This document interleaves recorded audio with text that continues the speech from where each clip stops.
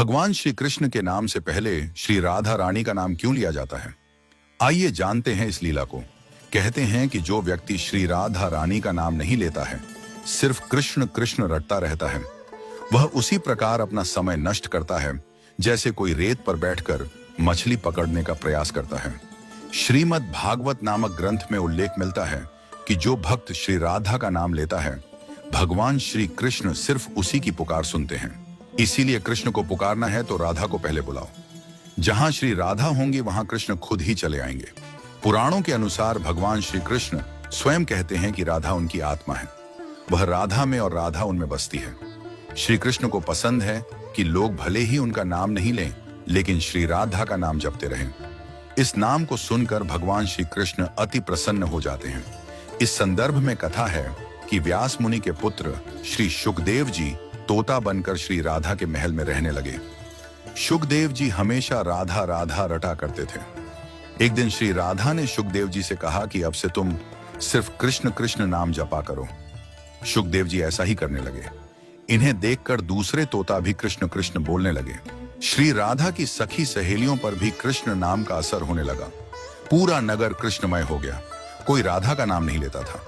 एक दिन श्री कृष्ण उदास भाव से श्री राधा से मिलने जा रहे थे।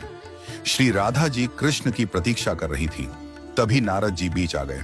श्री कृष्ण के उदास चेहरे को देखकर नारद जी ने पूछा कि प्रभु आप उदास क्यों हैं? श्री कृष्ण कहने लगे कि राधा ने सभी को कृष्ण नाम रटना सिखा दिया है, कोई राधा नहीं कहता, जबकि मुझे राधा नाम सुनकर प्रसन्नता होती है। श्री कृष्ण के ऐसे वचन सुनकर श्री राधा की आंखें भर आईं। महल लौटकर श्री राधा ने शुकदेव जी से कहा कि अब से आप राधा राधा ही जपा कीजिए। उस समय से ही श्री राधा का नाम पहले आता है, फिर श्री कृष्ण का। क्या आपको पता है कि भगवान श्री कृष्ण ने अपनी कन्नी उंगली पर ही गोवर्धन पर्वत को क्यों उठाया था? जब भगवान श्री कृष्ण गोकुल वासियों को इंद्रदेव के प्रकोप से बचाने के लिए गोवर्धन पर्वत उठाने वाले थे, तो उन्होंने अपनी उंगलियों से पूछा कि वे किस पर पर्वत को उठाएं। सबसे पहले अंगूठा बोला, मैं नर हूं, बाकी उंगलियां तो स्त्रियां हैं, अतः आप पर्वत मुझ पर ही उठाएं। फिर तर्जनी बोली, किसी को यदि चुप कराना हो या कोई संकेत करना होता है तो मैं ही काम आती हूं, इसलिए आप केवल मुझ पर ही पर्वत उठाएं। इसके बाद मध्यमा बोली, सबसे बड़ी होने के साथ साथ शक्ति भी रखती हूं, अतः आप पर्वत मेरे ऊपर ही उठाएं।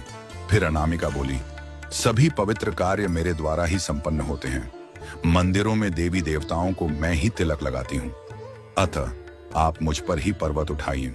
अब भगवान ने सबसे छोटी उंगली कनिष्ठा की ओर देखा तो उसके नेत्र बरबस ही भर आए।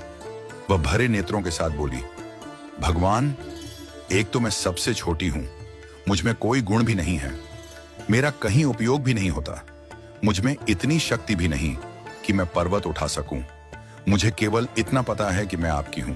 छोटी उंगली की बात सुनकर भगवान श्री कृष्ण प्रसन्न हो गए और बोले, कनिष्ठ मुझे विनम्रता ही तो पसंद है, यदि कुछ पाना है तो विनम्र बनना पड़ेगा। तब श्री कृष्ण ने छोटी उंगली को सम्मान देते हुए उसी पर गोवर्धन पर्वत उठाया। इस कहानी से यह शिक्षा मिलती है कि कभी भी अहंकार नहीं करना चाहिए। विनम्र और सरल बनिए, तभी प्रभु आपके हो सकते हैं।